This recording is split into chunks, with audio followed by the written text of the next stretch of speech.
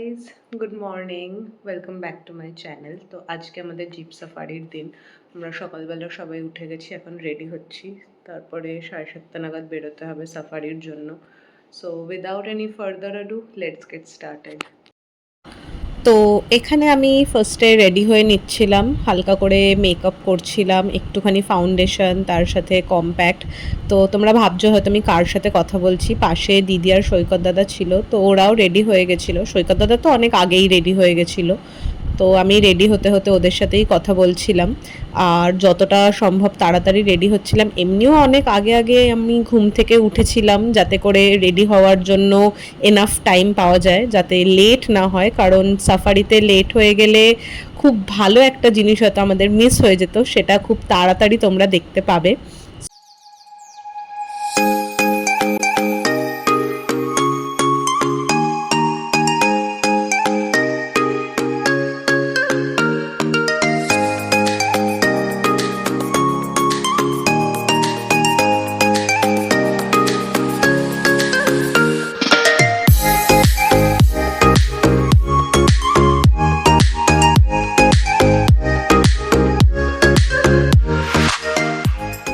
So এখানে almost আমি ready হয়ে এসেছি। আর হেয়ার স্টাইলটা নিয়ে একটু কনফিউজড ছিলাম ফার্স্টে। তো একটা হেয়ার স্টাইল করে তারপরে আবার ওইটা খুলে আবার অন্য আরেকটা করছিলাম, তো ওটাতে একটু টাইম লেগেছে। একটু টাইম হেয়ার স্টাইলটা করতে লেগেছে ঠিকই, বাট খুব একটা বেশি দেরি হয়নি। অল ইন ওয়ান তাড়াতাড়ি রেডি হয়ে গেছিলাম। আর তাড়াতাড়ি রেডি হয়ে যাওয়ার পরে পাশের ঘরে গেছিলাম, যেটা কাকু কাকিমা ছিল, তো ওখানে সবাই মিলে বসে চা খাচ্ছিল। আমি সকালবেলা আমি খুব একটা কখনোই চা খাই না, তাই জন্য একটু বিস্কিট খাচ্ছিলাম আর কেক খেয়েছি। সো তারপরে আমাদের জার্নি স্টার্ট হওয়ার ছিল, জিপ আমাদের এসে গেছিলো। সো স্টে টিউনড আর দেখতে থাকো কি কি এক্সপিরিয়েন্স আজকে করেছি আমরা কাজিরাঙাতে।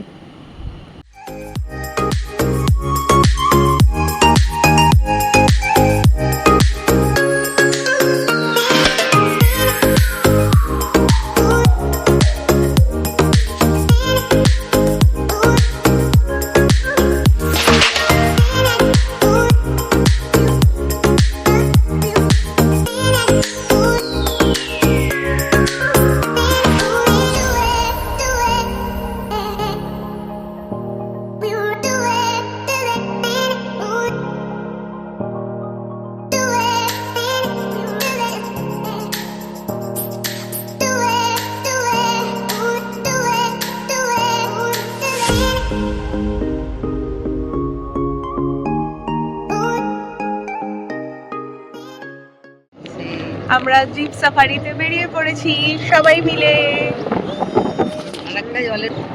এখান থেকে 5-10 মিনিট গেলে গেট আসবে, সেইখানে আমরা পারমিট মতন করাতে হবে, তারপরেই কাজিরাঙার ভিতরে ঢুকবো। দিয়ে অনেক অনেক ভালো দেখবো, সবটা তোমাদের সাথে শেয়ার করবো। So stay tuned.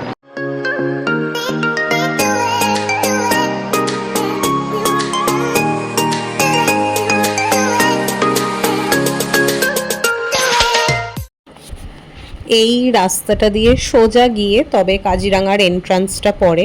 ফার্স্টে ওখানে দাঁড়াতে হয় পারমিট করানোর জন্য। আমাদের জিপের যে ড্রাইভার ছিলেন সেই দাদাই পারমিট করিয়ে রেখেছিলেন, তো সেই পারমিটটা দেখাতে হয়। তারপরে ব্যাগ চেক করাতে হয় ন্যাচারালি, যে কেউ কোনো খাবার আইটেম বলো বা কোনো রকমের এমন কিছু নিয়ে যাতে না ঢোকে যে ভিতরের পরিবেশটা নষ্ট হয়। তো সেটা দেখে তারপরে যখন আমরা ঢুকলাম, অনেক কিছু দেখা স্টার্ট করেছি। আমরা শুরু থেকে যেই রাস্তাটা দিয়ে যাচ্ছিলাম, ইনিশিয়ালি এই গন্ডারটা দেখতে পাচ্ছিলাম, ও নিজের মতো হেঁটে হেঁটে এদিক ওদিক যাচ্ছিল। আর রিসেন্টলি কাজিরাঙাতে গন্ডারের সংখ্যা অনেকটা বেড়েছে, কারণ পোচিং অনেকটা অংশেই কম হয়ে গেছে। সো সেটা খুব ভালো একটা ব্যাপার, যার জন্য যেতে যেতে খুব কম দূরত্ব গিয়েই আমরা গন্ডারটাকেও দেখতে পেয়ে গেছিলাম। অবভিয়াসলি যখন এরকম কাছ থেকে কিছু দেখা যায় খুব এক্সাইটেড লাগে, বাট ওরমভাবে চেঁচামেচি বা কিছু করা যায় না, জোরে কথা বলাটা উচিত না, কারণ তাতে ওদের একটা শান্তি বিঘ্নিত হয়, ওরাও উত্তেজিত হয়ে পড়ে, ওরাও ভাবে যে কে একটা এসে গেছে, হয়তো অ্যাটাক করবে নাকি আমাকে। সো অল ইন ওয়ান সেই সমস্ত জিনিস মাথায় রেখে, এক্সাইটমেন্টটাও মাথায় রেখেই আমরা এগোচ্ছিলাম। আর আশপাশটা এমনিই দেখতে এত ভালো লাগে, এত গ্রিনারি, এত সুন্দর একটা জঙ্গলের মধ্যে দিয়ে পুরো পথ যাচ্ছে, তো সমস্তটা দেখতে খুব ভালো লাগে। একটা ব্রিজ পেরিয়ে যাচ্ছিলাম, ব্রিজের ওখানে অনেক মাছ এসে এসে জল খাচ্ছিল, সেটা দেখাচ্ছিল, একটা স্যালামান্ডার মতনও ছিল, কিন্তু সেটার ভিডিও আমি তুলতে পারিনি, ছবি তুলতে পারিনি।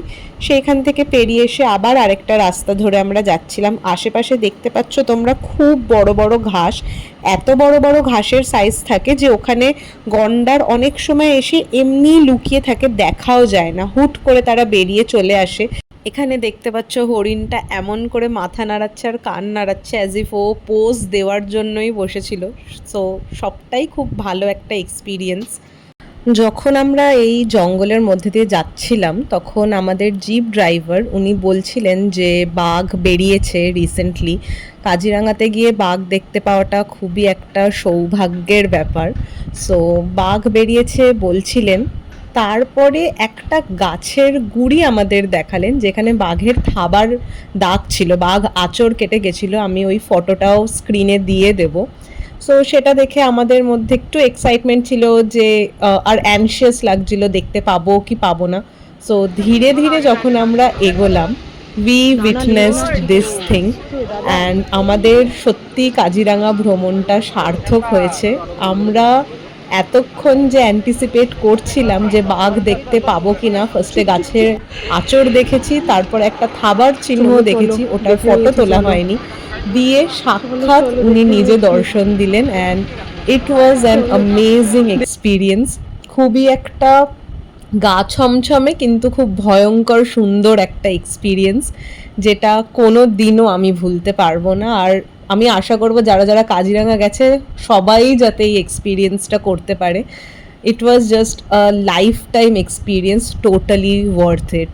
আরেকটা এক্সপিরিয়েন্স যেখানে এরকমভাবে পুরো একটা হাতি ফ্যামিলি তারা রাস্তাটা পারাপার করছে, আর এত ভালো লাগছিল দেখতে। তোমরা দেখতে পাবে একটা জায়গাতে এসে বাবা হাতি, আমরা তো তাই বলছিলাম বাবা হাতি, সে সামনে এসে দাঁড়িয়ে কাইন্ড অফ বাকি যারা রয়েছে জিপে তাদেরকে ওয়ার্ন করে যে না এগোতে, যাতে ফ্যামিলিকে ঠিকঠাকভাবে নিয়ে যেতে পারে।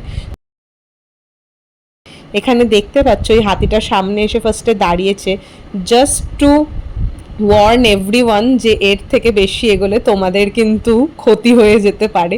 সো আমরা সবাই দাঁড়িয়ে ওটা দেখছিলাম, ভীষণ ভালো লাগছিল এত কাছ থেকে এইভাবে একটা জিনিস এক্সপিরিয়েন্স করতে পারছিলাম। যখন একটুখানি অ্যাডজাস্ট করে নাও, ক্যামেরাটা একটু এদিক ওদিক ঘুরছে, কিন্তু আমি চাইছিলাম যতটা ভালোভাবে বেস্ট শট নেওয়া যেতে পারে সেটা নিতে। তারপরে আমরা এই একটা জায়গায় দাঁড়িয়েছিলাম, ওখানে একটা ওয়াচ টাওয়ার আছে, সেখান থেকে দাঁড়িয়ে অনেক কিছু দেখা যায়, দূরে অনেক পাখি দেখা যায়, গন্ডার, হরিণ, সমস্ত কিছু দেখা যায়।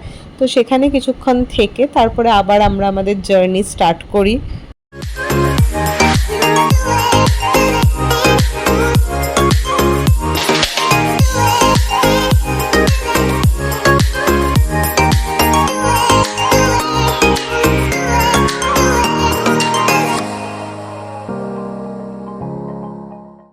মাঝে জার্নিতে আবার আমাদের সাথে দেখা হয় এই দুই গন্ডারের, দুজনেই রাস্তা পেরোচ্ছিল। আমরা অনেকক্ষণ ওয়েট করে থেকে এই পুরো ব্যাপারটা দেখতে পারি, কারণ মানে কখনোই এটা জানা সম্ভব না যে এই পশুটা সে কখন রাস্তা পেরোবে বা ওর নেক্সট মুভমেন্ট কী হবে। তো অনেকটা ধৈর্য নিয়ে দাঁড়াতে হয়, কিন্তু দাঁড়াতে ভালোও লাগে, কারণ এই রকম জিনিস এক্সপিরিয়েন্স করতে কার না ভালো লাগবে।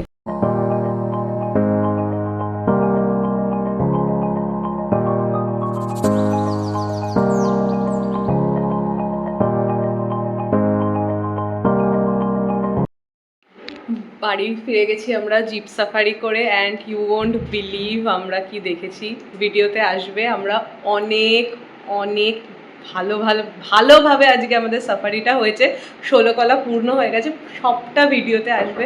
So stay tuned. এরপরে আমরা ফ্রেশ হবো, ব্রেকফাস্ট করব, দিয়ে আরও অন্য আশেপাশের জায়গায় দেখবো। বাট আজকের সাফারিটা ওয়াজ জাস্ট ওয়ার্থ ইট, এত সকালে উঠে বেরোনোটা ওয়াজ ভেরি মাচ ওয়ার্থ ইট।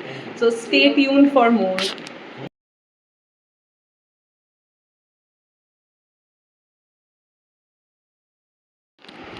বাড়ি এসে আমরা ফ্রেশ হয়ে গেছি, স্নান করে নিয়েছি। কি হলো, হাসছো কেন তুমি?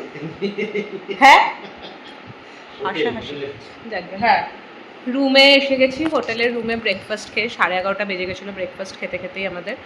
তো এখন আমরা স্নান টান করে রেডি হয়ে আর একটা জায়গায় যাব, শিলঘাট বলে একটা জায়গায়, ওখানে কিছু মন্দির টন্দির আছে সেগুলো দেখবো। রেডি হয়ে গেছি আমরা, এখানে আমি রেডি হয়ে গেছি আর এখানে দিদিও রেডি হয়ে গেছে। আজকে আমাদের আউটফিট অলমোস্ট সেম হয়েছে, দিদিও পরেছে টার্টল নেক একটা টপ আর তার সাথে স্কার্ট, আমিও স্কার্ট পরেছি। স্কার্ট দুটোই আমাদের রাজস্থান থেকে এসেছে, কাকিমা নিয়ে এসেছে। এখন আমরা বেরোবো শিলঘাটের জন্য, সেখানে দেখার মতো যা যা আছে সেগুলো তোমাদের সাথে শেয়ার করবো, সো স্টে টিউনড।